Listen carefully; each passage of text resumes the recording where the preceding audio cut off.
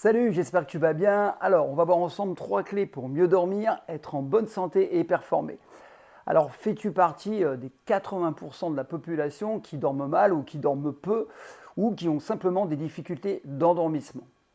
Es-tu aussi souvent fatigué, même le matin après le réveil? En fait, tu es en manque d'énergie en journée et puis ça te pose problème pour ton activité professionnelle ou sportive.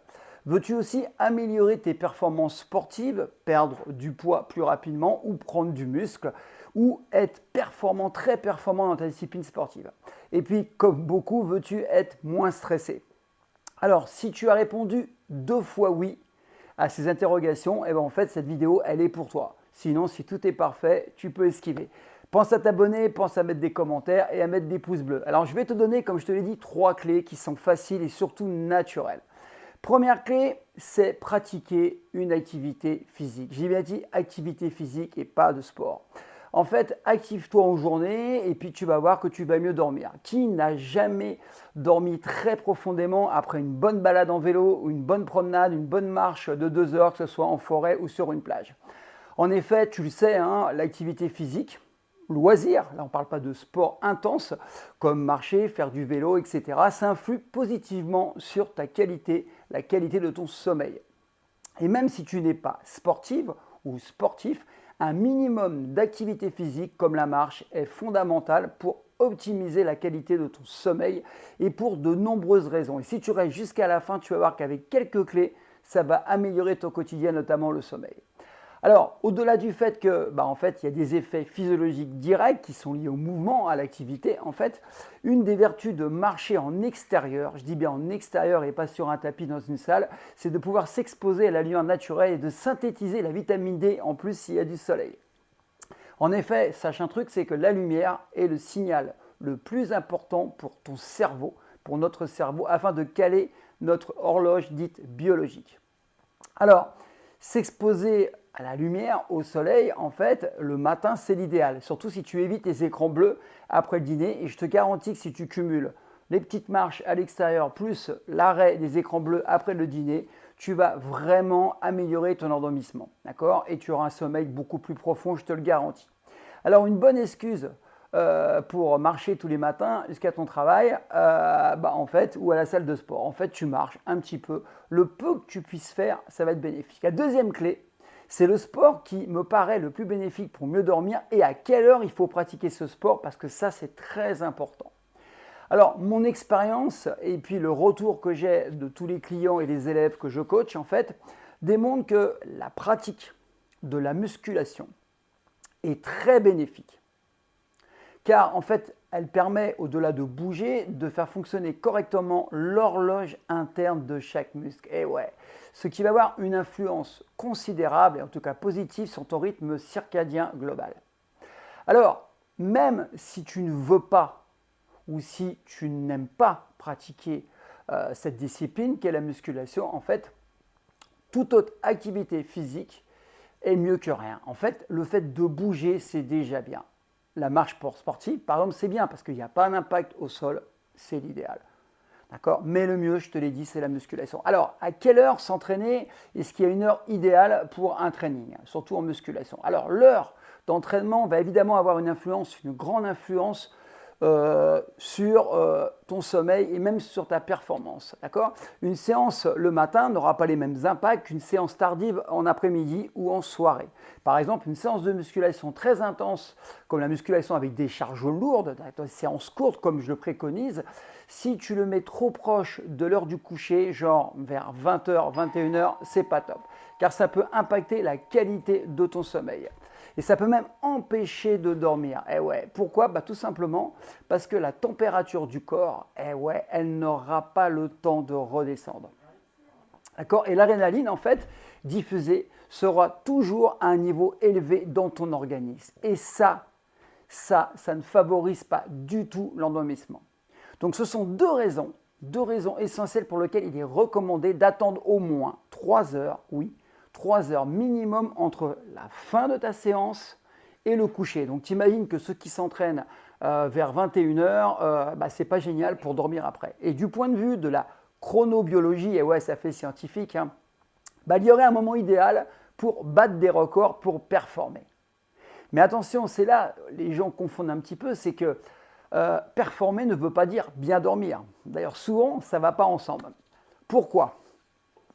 Si tu es observateur, si tu regardes un peu la télé et que tu t'intéresses au sport, après une compétition, on a tous du mal à trouver le sommeil, que tu sois gagnant ou perdant. Alors si tu es gagnant, c'est encore pire.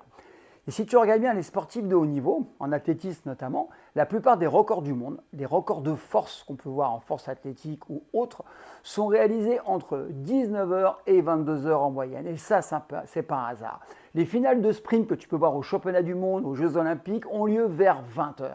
Et oui, c'est souvent un petit peu en nocturne. Pourquoi? Parce que ça favorise la performance. Donc, il va falloir aussi distinguer. Donc, tu as compris que performer, c'est plutôt le soir, mais pas trop tard si tu veux être dans le bien-être et si tu veux dormir.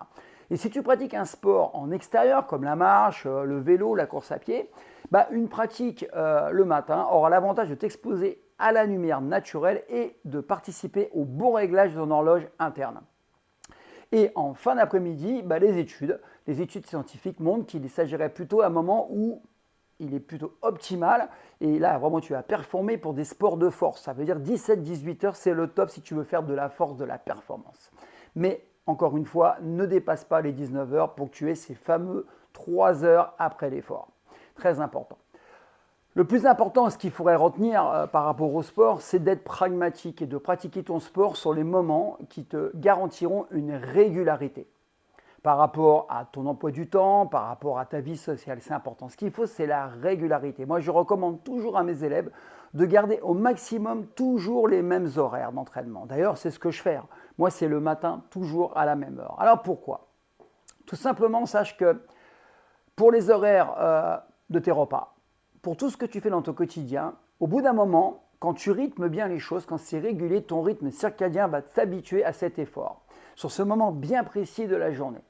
Et du coup, qu'est-ce qui va se passer? Ça va synchroniser les différents signaux et toutes les hormones qui sont en phase avec cet effort. Je parle d'hormones, système endocrinien, donc anabolisme, tu as bien compris. Et tu seras donc plus performant sur le moyen et le long terme en restant toujours régulier sur les mêmes horaires, les mêmes jours. Il faut que tu sois vraiment dans la routine. Moi, je te l'ai dit, je m'entraîne très tôt le matin et c'est là que je suis bien. D'accord? Après, je peux faire mes activités dans la journée. Quand je m'entraîne le soir, effectivement, ça me pose des problèmes pour m'endormir. Troisième clé, et c'est celle dont on parle très rarement. Tu peux t'aider de compléments alimentaires. Alors avec quoi? Avec le magnésium et un supplément à base de mélatonine. À base, parce que ça va être plus puissant que la mélatonine. Moi, je prends tous les jours du magnésium, tous les jours. Et beaucoup de mes élèves qui ont beaucoup d'ailleurs pour certains des troubles du sommeil, ils consomment en fait de la mélatonine. Ils en sont super contents et les résultats ne sont pas tout de suite, d'accord, ne sont pas spontanés, mais se font dans le temps. Au bout d'une semaine, déjà, on voit la différence. Alors, si tu ne sais pas où les trouver, au lieu de chercher parmi toute cette jungle de compléments alimentaires, tu peux les trouver. Simplement, je te mettrai un lien. Je te mettrai en dessous un lien, en dessous la description ou en commentaire. Et puis, tu n'auras plus qu'à cliquer dessus. Et tu verras, c'est accessible facilement. Et tu auras un code promo pour payer moins cher. Dernier point très important, si tu veux obtenir des résultats en sport et surtout en musculation, mesurer l'impact du sommeil, c'est important. Donc, je vais te parler des effets d'un manque de sommeil sur tes performances sportives et sur ta musculature si tu veux être beaucoup plus musclé. Il y a eu de nombreuses études, j'en ai retenu quelques-unes, des méta-analyses qui disent qu'en fait, ils ont comparé les effets d'un manque de sommeil ou d'un mauvais sommeil sur la synthèse protéique musculaire, qui est nécessaire, tu le sais, à la construction de tes muscles, à la forme, à la force et même au niveau de ta testostérone. Alors, c'est nécessaire, cette synthèse protéique, pour anaboliser, pour augmenter ta masse musculaire, je te l'ai dit, et favoriser un bon système endocrinien qui va te permettre de faire du muscle. Alors les chercheurs, ils ont divisé les participants en 3 groupes pendant une semaine. En fait, ils ont fait 3 groupes d'âge à peu près identiques et de forme identique. Le premier groupe, il a fait des nuits complètes et continue vraiment de qualité avec un sommeil d'une durée de 8 heures. Le deuxième groupe, il a fait des nuits seulement de 4 heures, donc très courtes, comme beaucoup de gens. Et le troisième, des nuits de 4 heures, mais avec 3 séances de sport pendant la semaine. Alors, ce qu'il faut retenir, c'est que le groupe avec 4 heures de sommeil par nuit, sans exercice, a eu la plus faible synthèse protéique. Ça, tu t'en doutes, c'est normal, pas de sommeil, moins de testostérone, moins d'hormones de croissance, et forcément, ça ne favorise pas la synthèse protéique. Mais le plus incroyable, c'est que le groupe avec 8 heures de sommeil par nuit, mais sans sport, Un anabolisme et une synthèse protéique égale au groupe avec sport plus de 4 heures de sommeil. À la limite, tu ne fais pas de sport mais tu dors bien, et ben en fait ça va favoriser ta prise des muscles et ton bien-être. Et notamment un bon niveau endocrinien. Donc si tu dors moins de 5 heures et que tu pousses sérieusement avec un bon programme en musculation, tu perds ton temps et ton énergie. Donc le sommeil est très important pour avoir un corps fort, un corps puissant, performant et en bonne santé. Et il serait vraiment dommage de gâcher une partie de tes efforts, de ton temps, de ton énergie en ne dormant pas assez et avec un sommeil réparateur.